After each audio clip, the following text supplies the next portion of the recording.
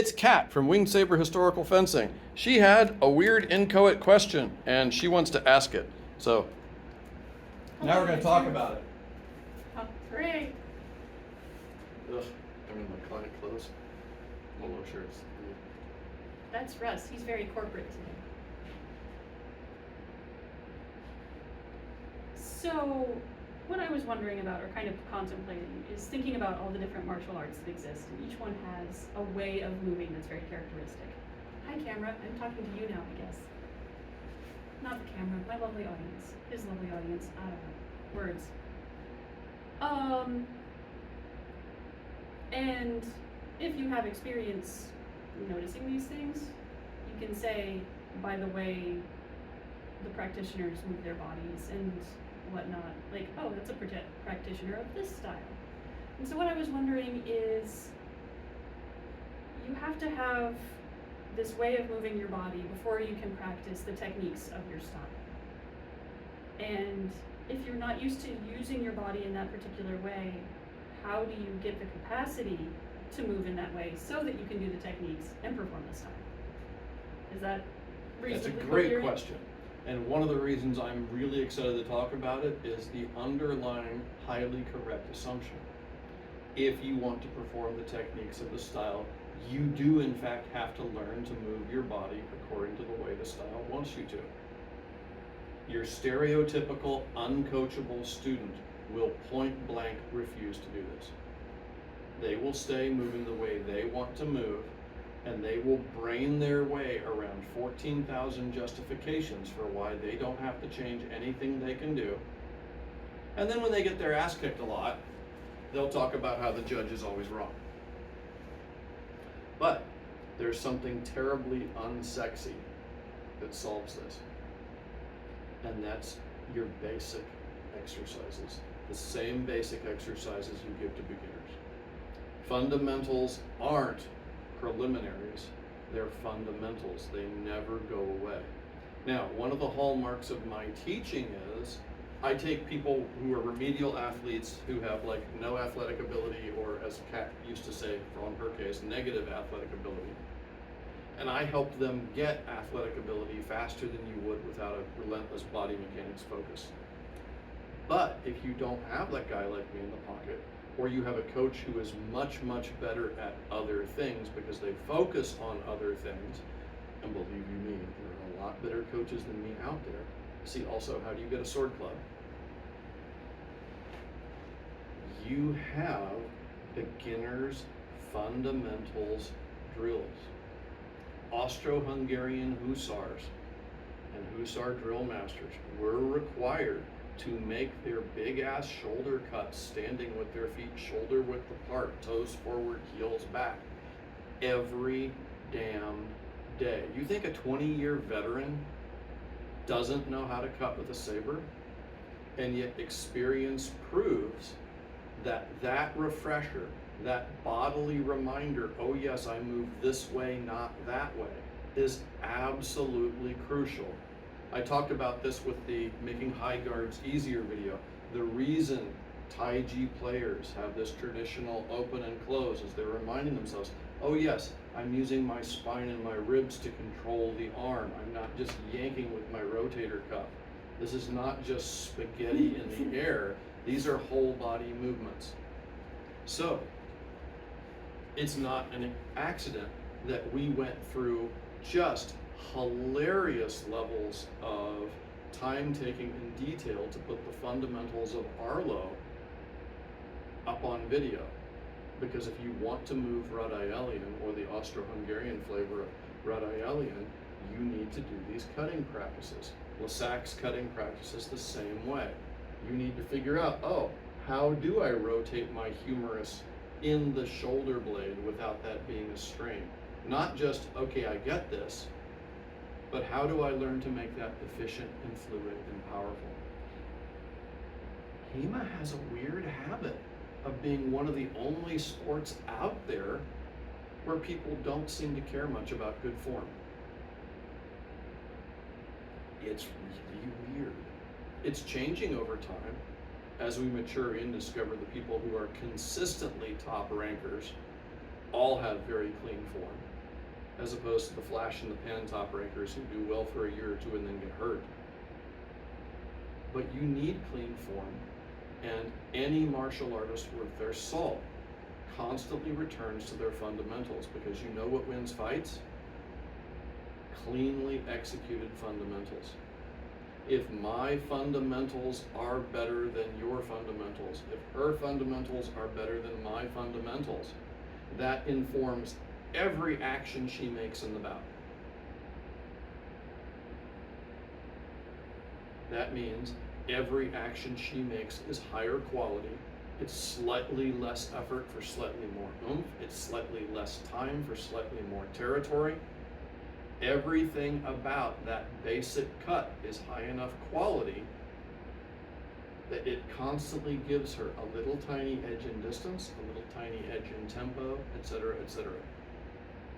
That is very different from the I'm just gonna flail around and not care how many doubles we inflict on each other flavors of HEMA. And point blank, if you spend a relentless amount of time focusing on fundamentals, you may get made fun of. That's a compliment. There are people out there who will run you down for caring about your basics, and their mockery is the best compliment you can receive. I won't name names. We have some folks who regularly diss us behind our back, and we're thrilled by it because it means we're doing something right.